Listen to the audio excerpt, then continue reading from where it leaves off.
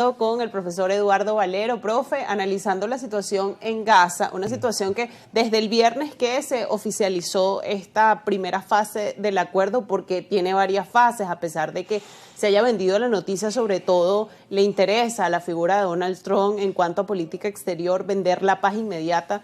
Todavía quedan cosas que gestionar, que en el segmento anterior usted muy bien nos ha contado. Y aquí hay un punto central también, que es el asunto de la creación del Estado palestino. Porque para Israel, bajo ningún concepto se pudiese establecer un Estado palestino, además entendiendo el argumento inicial del israelí de esta victoria total. Entonces, ahora sí, por un lado está la gestión de Hamas, pero ahora por otro punto también intentar contener a Israel en estos argumentos, ¿no? De desconocer por otro lado la creación del Estado palestino y por otra parte también la administración de Gaza, que seguramente la intención será ser parte de la administración de este territorio.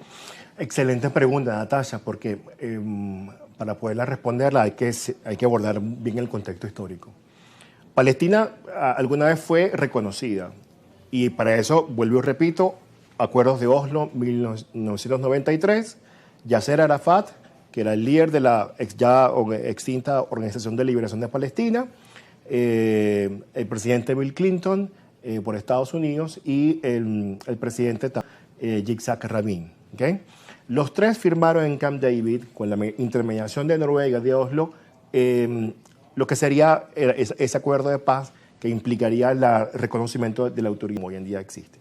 Sin embargo, luego de la intifada del año 2001, generada por las diferencias que hubo con Ariel Sharon, esos acuerdos se vinieron abajo y por lo tanto fue muy difícil construir una paz. Hoy en día, lo que estamos hablando en el 2025, lo que nos estamos jugando, porque por Israel y por Palestina pasan los nervios de la paz mundial y es necesario enfocarse en esto.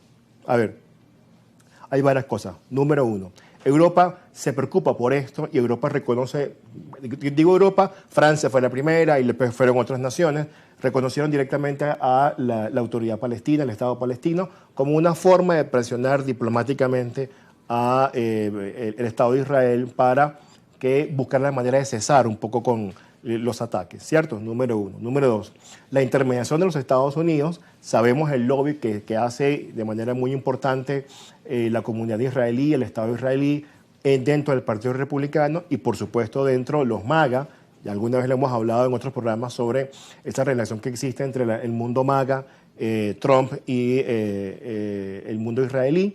Y tercero, qué hacer con Gaza y cómo va a estar administrada. Entonces, la administración de Gaza pasa en buena medida porque se pueda generar un acuerdo interno y que tenga a su vez una viabilidad internacional.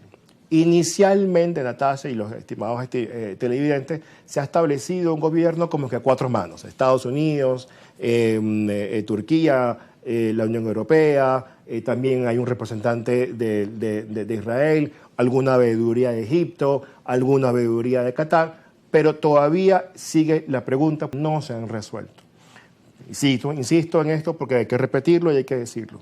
El caso de Jerusalén Oriental y qué hacer con estas demandas sobre las fronteras y las divisiones entre Israel y Gaza. Entonces, en primer lugar, hay una propuesta de que el ejército israelí debe mantenerse a 15 kilómetros de distancia, una zona de seguridad. Otros plantean que a 25, otros plantean que a 50 kilómetros alrededor de un perímetro, alrededor de la franja de Gaza.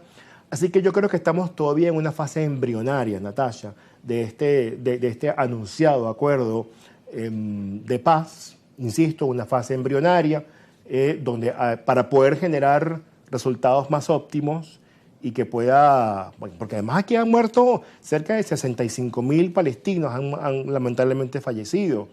También han fallecido ciudadanos israelíes. Aquí las dos naciones han sufrido muchísimo.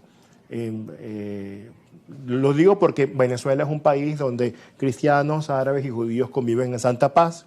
Y en nuestra capital, Caracas, tenemos iglesias de las tres grandes religiones y qué orgullo para uno como venezolano destacar que esa tolerancia religiosa está presente en la venezolanidad.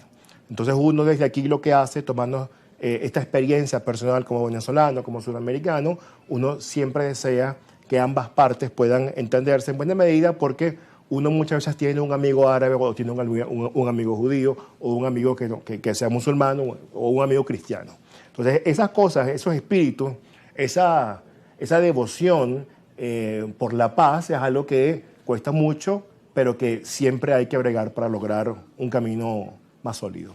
Ciertamente, y este además es uno de los conflictos quizás más complicados, ¿no? Pero ahí está la figura de Donald Trump intentando hacerse con esta victoria en política exterior. Profe, bueno, seguiremos viendo cómo se va llevando a cabo esto. Esperemos que pronto nos vuelva a acompañar para que nos siga contando y nos siga ayudando a entender las actualizaciones de este conflicto y sobre todo cómo va quedando la figura de Donald Trump en todo esto, ¿no? Vale, me encanta. Gracias por la invitación. Gracias a usted por haber estado con nosotros, el profesor Eduardo Valero, politólogo, además profesor de la Universidad Central de Venezuela, y escuchaban un análisis muy completo sobre lo que está pasando en Gaza, que seguirá habiendo información y seguirá habiendo actualizaciones sobre lo que allí se vaya desarrollando. Vamos a hacer una pausa y al regreso seguimos con más del análisis aquí en Brújula Internacional.